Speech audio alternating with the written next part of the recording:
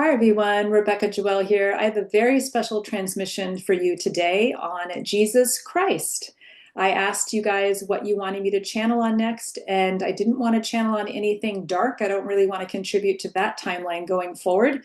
And someone had suggested that I channel on Jesus Christ, and then I kept seeing signs to channel on him. And I particularly am hopeful that you will watch this, even if you don't consider yourself religious. I don't consider myself religious. If you would like to work with me privately or want to book a reading, check the links in my bio.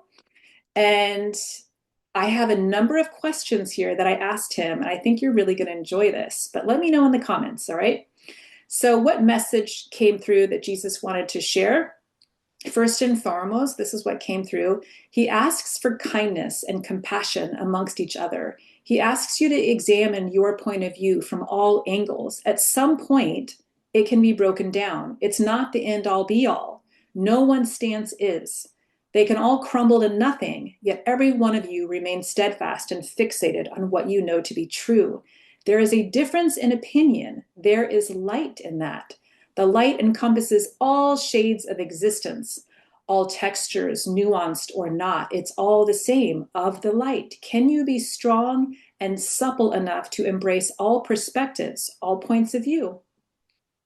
You can hold it all because you are the light. You all are. No matter your differences, your spoken word, how you look or dress, how you behave, how you treat one another, it's all the same, one and the same, one and only. Be kind to all. So that was the first message that came through. And then I asked, do you still heal people today?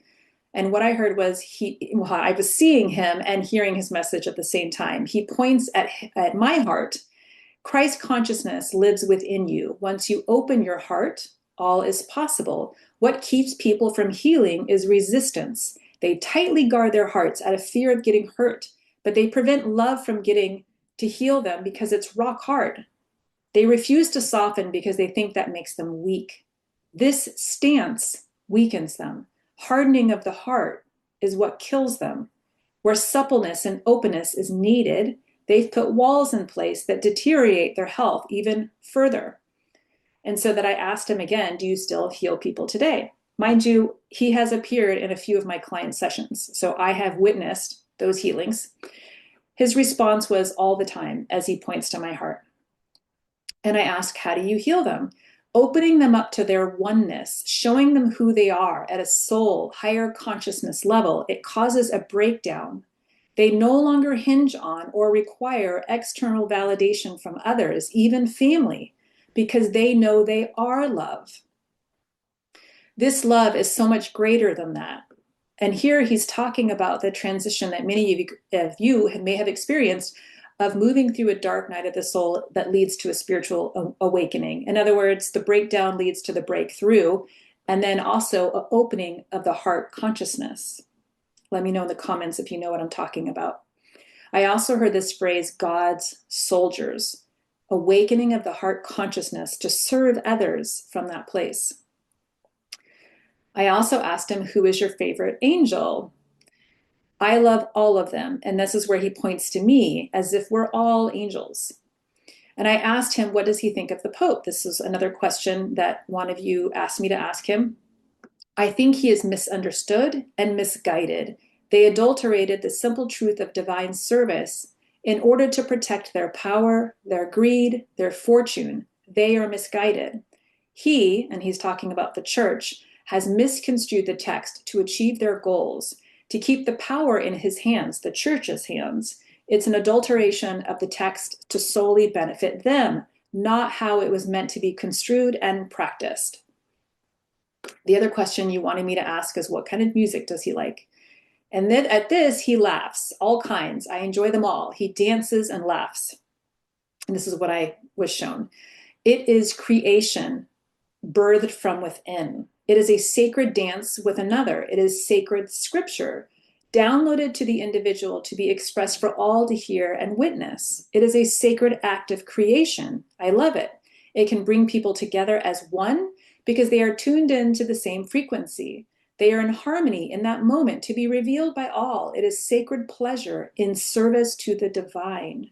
the divine in you, in you, in you, in you, all of you, bringing acts of creation into being is being witnessed to the divine. What is your favorite color? And I heard him say blue. And then he said sacred water, sacred breath, the ocean, the sky brings me calm and tranquility. Pearlescent blue, transcendent blue. This is where he jokes a little bit. I asked him what his favorite food is, and he said tacos. So he made a couple jokes throughout this session, and I found him to be pretty funny, sociable, and had a very warm presence about him. I asked him what his favorite animal is. This is a question that one of you posed for me to ask him. And I want you to pay attention to the animals that he mentioned, because I feel like they are symbolic of how he views himself. And you'll understand when I share. I first heard leopard and then followed by tiger. And I asked him why. And I heard him say strong, fierce creatures who stand their ground when pushed. They are beautiful, strong creatures, protective and fierce. They mean business. They are not meek. You can feel their presence, their energy, their fortitude, their conviction that they won't back down when pressured. They stand their ground. He kept saying that. They stand their ground. And I think this is reflective of how some of us have viewed Jesus Christ over the centuries, of him being this meek person, right? But his energy and the way that I experienced it, and the fact that he's identifying the leopard and the tiger as his favorite animals, are representative of his energy, in my view. Someone asked, do you want us to pray to you? And he said no, as he shook his head and his hands were saying no. He spoke with his hands a lot when I was interacting with him. I want them to connect in here and find their own inner connection to the light. It's all right there. And he points to my heart again. This is a theme throughout this session. It can all be accessed from there. This is where I asked him if he had a child with Mary Magdalene. He nodded yes, and he gave me the finger of one. So I was absolutely clear of what I was hearing and seeing. And I heard him say it was a girl named after her mother and to honor my mother at the time. She was in great danger, so this news wasn't rampant or widespread, but the intent was to keep on with the teachings and solidify / continuation of our sacred union. She was moved with her mother, and I heard to the south of France, but later I heard they moved to Italy to keep them safe and protected. It seemed like they were on the move a lot to keep them safe. And I heard, when I asked about Italy, I heard him say that was later to hide their identities, to confuse the people of their whereabouts. And I saw this vision of them being treated like celebrities and like paparazzi after them, but they're like groups of people chasing after them. So because they wanted to touch the divine, but it wasn't safe for their presence and their whereabouts to be known. And there were others, looked like a group of men who were bound to, by duty, to protect them and to serve them and to move with them wherever they went, who kept them safe. Their protectors, who were vigilant and strategic, kept them away from the church, was what I heard. Religious figures, for fear of tampering, traitors whispering, wanting them hung and destroyed, the whole bloodline. So they didn't know who to trust. There were people who would pretend to be a friend who were really an enemy, and who were whispering, and being paid off by the church or religious or powerful figures to turn in Mary Magdalene and the daughter, from what I was shown. So that was very interesting. And then I asked, where is the Christ lineage now? And what I heard was, it lives within all of you. We are all here on a mission to be of service, to awaken to our greater calling, to remember whence we came. It's an astonishing journey to know, forget, and relive it again with total awe and wonder when you know where you came from. And this, if you've been through a spiritual awakening, you know what I'm talking about. And I asked, how do we reclaim the truth of divine service? And he says, first, he closes his eyes as if to meditate. Be centered, grounded, connect to the truth of who you are. This is at a higher level, right? At a soul level. Transfixed on your mission of service as embodied as the one, the enlightened one, who you are. Like, don't think less of yourself because you're in this like human 3D circumstance, right? And then I asked, how can we embody Christ consciousness? This was one of the questions you guys asked. Wake up to who you are. Sometimes you are activated in moments, and other times difficult circumstances shatter the illusion of what you've held true. And then the light can get in, reawaken your soul, the light's on, and somebody is actually home, is what he said. So it's this journey of, maybe you've experienced this, going from emotional repression, emotional suppression, disconnection, and spiritual amnesia to a spiritual remembrance of who you really are on a soul level. And he said it all lives in here, and he points at his heart and spreads outward, and he's showing with his hands. It can't help but touch everything it sheds light on. He suggests that when we're projecting or hurting another, we're not being full in our kindness and compassion. And then I'm shown like wounds, like dark spots on a heart that keeps us shielded and projecting that hurt outward towards others. And so he was suggesting that a lot of our heart disease and heart attacks, and that's what the number 2 killer in the States, or somewhere near the top. And he's suggesting that the basis of that is this like holding on to this hurt and this emotional repression, emotional suppression. And that healing the heart and opening to the heart is going to lead to a very different world, right? On a grand scale. What advice does he have for us today? Stay connected. They want to override your basic nature, the divine creature that you are, and separate you from the masses. It is time to connect to one another in peace, harmony, and love. To feel the pulse from another as if it is your own. So a heart-to-heart magnetization connection, right? Only those who have healed their heart, right? If you have opened your heart and healed your heart, and when you try to connect with people who have a closed heart, that's not what we're talking about, right? They want to separate you, cut you off from the divine, your divine connection to universal truth, your inner knowing. Stay steadfast in your own inner conviction, what your inner truth knows, what they don't want you to see. They keep you locked into certain pathways so you don't stray beyond the boundaries and learn of things you shouldn't. It's a carefully choreographed orchestration with all players in place. But you need not travel to see and know truth. It's right inside of you, just waiting to be received and acted upon.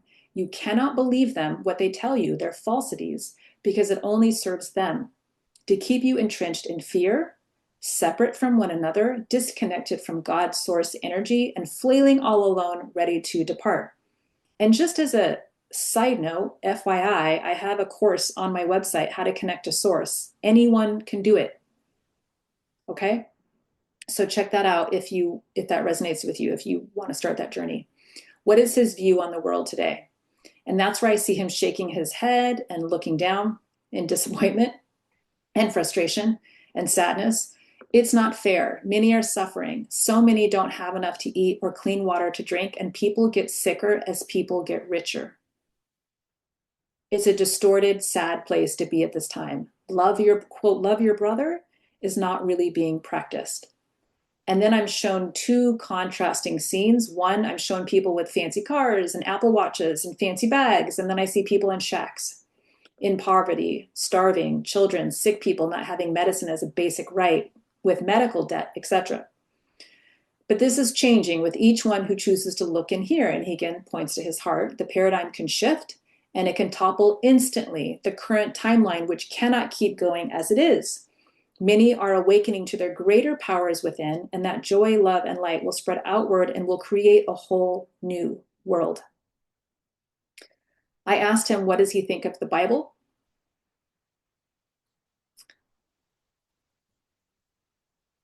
It's been misconstrued and reframed, not the original teaching. It was rewritten and mismanaged to serve the elite, those in power.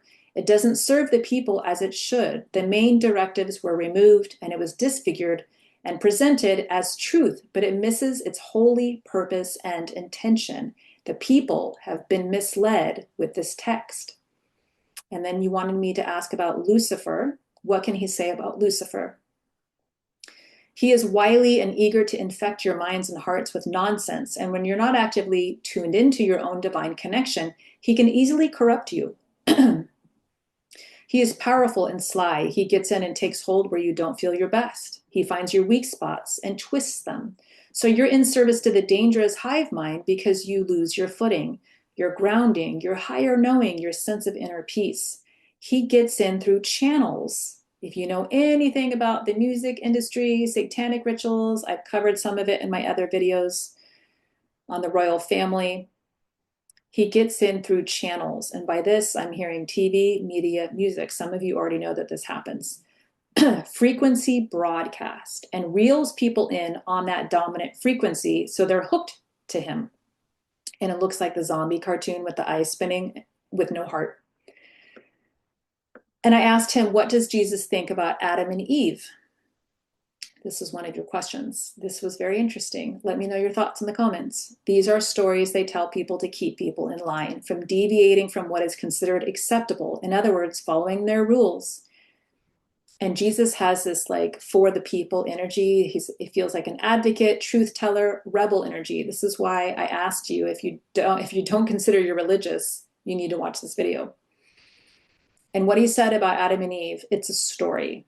Its purpose is to plant a seed of punishment if one were to stray from the institution. And on that note, I encourage you to look into the origin of the story of Lilith if you don't know anything about that.